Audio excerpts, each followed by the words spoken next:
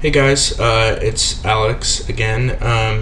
I'm going to go through setting up a Scrapy spider in this tutorial. And let me delete this real quick. Okay. The first thing you're going to want to do is start up the command line, cmd, and you're going. Oh, and by the way, I'm basically expecting that you've already installed Scrapy and already installed Python and that sort of thing. So you're going to want to browse to the directory that you want to save your project to, and in this case for me it's my desktop, so I'm going to go there. And now you're going to type in Scrapy and then the start project command, and then you're going to type in the name of the project you want to create. So in this case I'm going to call it tutorial 1. Might have misspelled something. 1 second.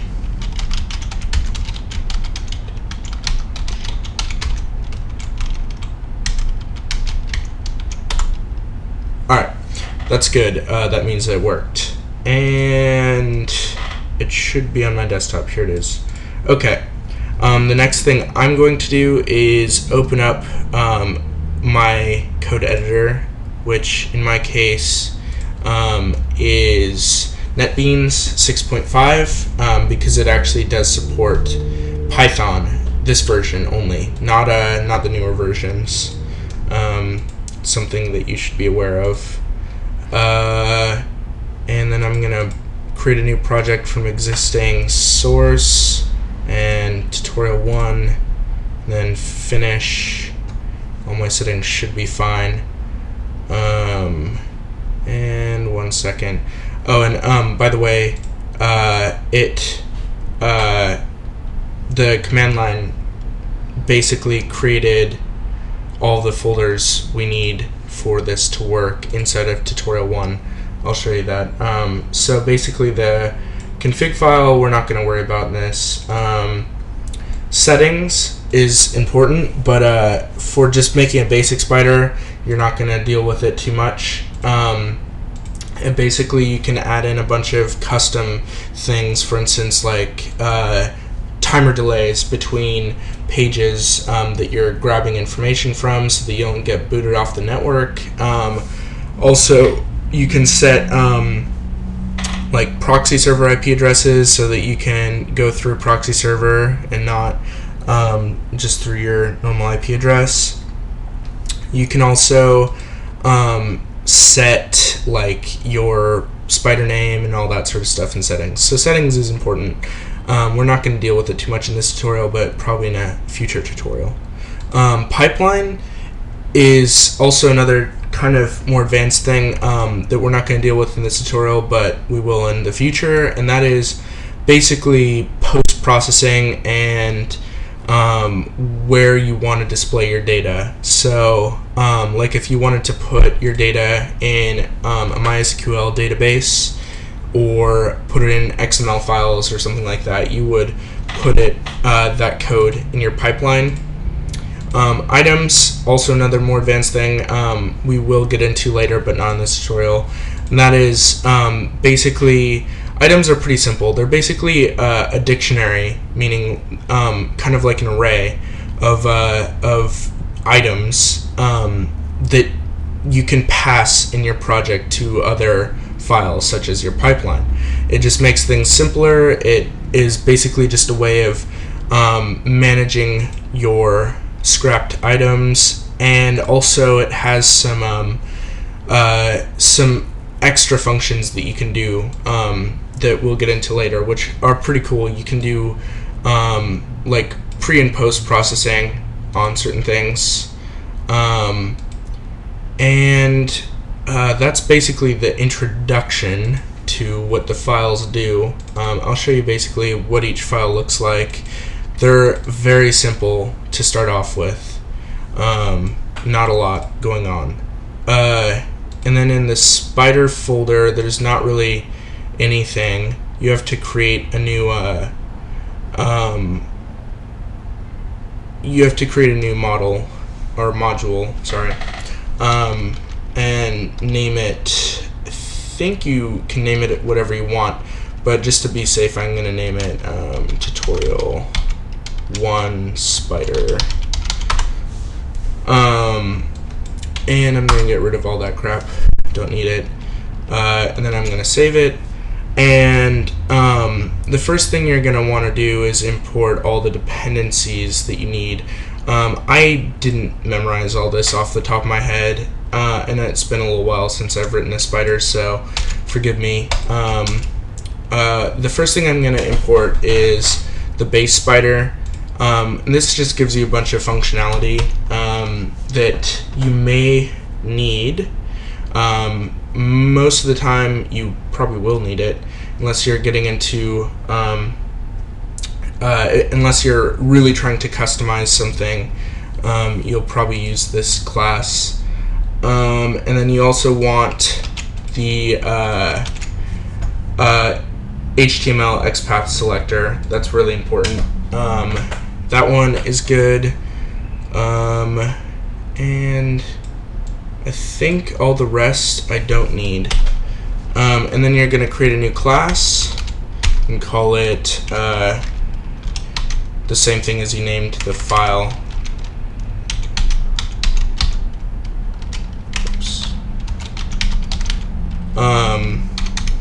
I apologize for kind of my lacking knowledge in Python. I haven't written that much in Python, but I have written a lot of spiders, so I can hopefully guide you a little bit. So you're extending the base spider class. That's really important. If you don't do that, you're gonna probably run into some problems. Then the next step is you want to type in your name, or the name of the spider. That needs to be in quotes. I'm going to call it tutorial.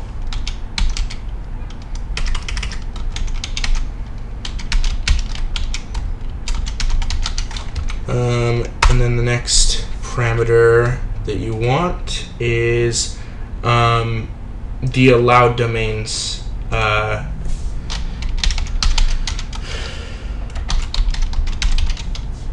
believe that's what it is. Yeah, allowed domains. And that is basically the domains that you want your spider to be able to crawl. If you set this to be really specific, I've had issues with it where you won't get the information you're looking for because it can't crawl really specific domains. You have to set it as the base domain. For instance, if I'm on this website here, I'm not even sure if this is relevant. Actually, I'll just get on to Wikipedia. If you're on Wikipedia, you don't want all these sub pages. You just want wikipedia.org as your allowed domain. That's important. And then you want your start URL, and that is basically the URL that you're gonna start with. So in this case, this is I'll probably start with wikipedia.org and go to I'll actually just copy this address, the English page. So this is whatever page you want to start scrapping. It's kind of important that this is the furthest out page. What I mean by that is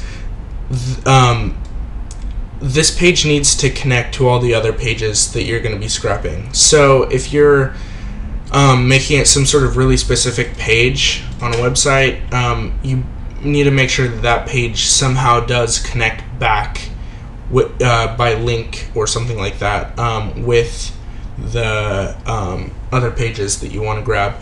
Unless you can also do this, you can also have start URLs, and you can have multiple start URLs, and that is another way of going about it.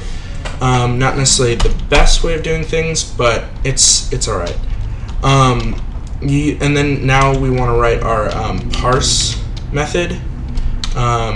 This has two parameters. It has a self and then response. And basically, whoops, sorry. I'm still a little bit new to Python,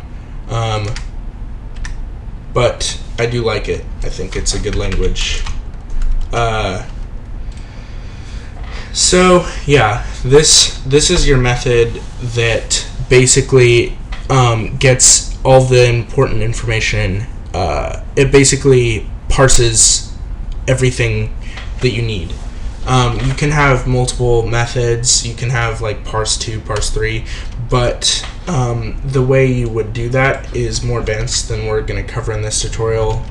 That goes into like requesting new links and that sort of thing, and I guess you could probably call another method inside of this one if you need to do like additional processing, but it's not necessarily recommended to do that.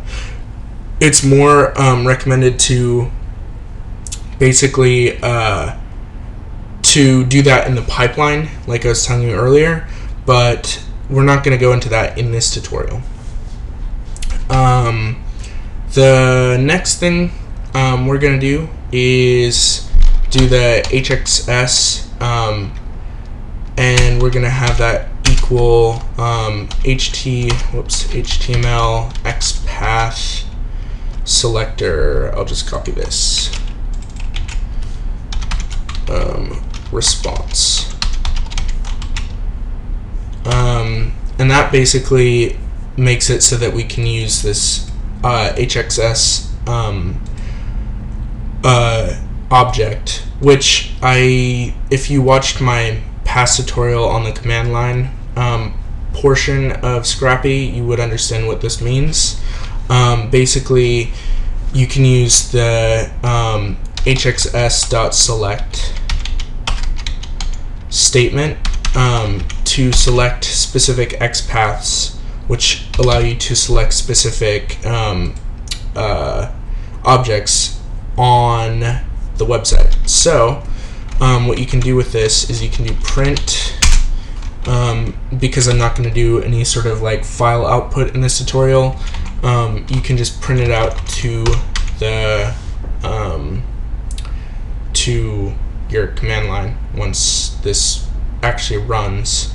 So I'm gonna go back to this page, and I'm gonna select some specific thing. I'll just grab whatever's in here. That's kind of vague. I'm going to grab this ID. So the way to do that, I think that was a div. No, it's h2. So the way to do that is do h2 bracket at ID equals double quotes the name of the ID, close that bracket, slash text, because I only want to get the text out of it, and then dot extract. And this, if I wrote everything correctly, which I think I did, should return this text right here, today's featured picture. And now the way to run this after I save it is to go into your command line and then browse to your tutorial folder or whatever you named it, and then go type in Scrapy crawl tutorial 1. or whatever you named your project.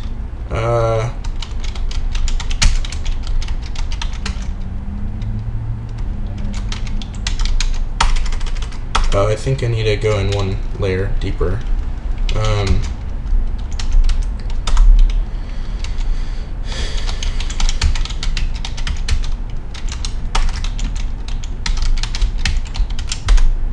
And I got some sort of error. Oh, I need to maybe go into my settings. Or actually no, I need to just change my class name to tutorial 1, I think, and rename it to tutorial 1. I think that should work. Let's try this one more time. What is it? Tutorial 1. What did I miss? Settings. Did I misspell something?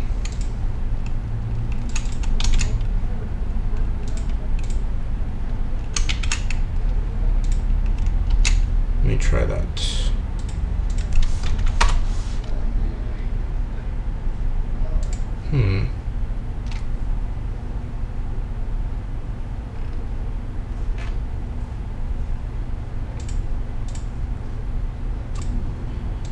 Hey guys, I'm back. Sorry about that confusion. So I had to change two things that are really important. One, the name has to be the same as your project. I think you can change that in your settings, like what your actual Spider name can be. Like you could probably change it to be whatever you wanted, but the name has to be the same, at least until you get better at using this. The other thing I had to change is the HXS select. This needed to be something different. Apparently what I was getting was not what I wanted. And then one other thing, I added this HTTP. I'm not sure if that's necessarily required, but I think it might be. So basically now you go into your command prompt and then you type in scrappy crawl tutorial. Oops. Oh, there we go. Tutorial 1, and it'll print out everything from this HXS select statement. And that right there is how to write a very, very, very, very basic Spider. One thing I can do real quick to just demonstrate outputting multiple pages is I'm gonna type in let me do /a so that's only links, just so we don't get as much of an output. And now let me print a separator just for output's sake, and let me load another page. Let's load arts. This should give us something. And what I'm gonna do is, you have to make sure there's a comma after this to do this. And I'm gonna just paste that in and save it. And now I'm gonna run this command again by hitting my up arrow. It just does my last command.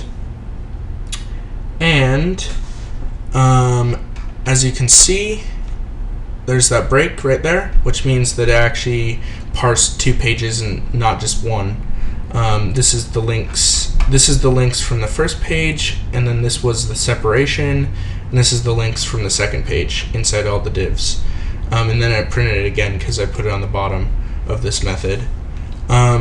So that's the basic way to set up a Scrapy project. And as you can probably tell and see, it's really easy to make some really powerful spiders in this framework. Also, as you can probably tell, I'm a little bit rusty on my Python, so I apologize for that. But rate, comment, and subscribe if you like this, and let me know if you have any questions, and I'll do my best to answer them. Alright, thank you guys for watching, and have a great day.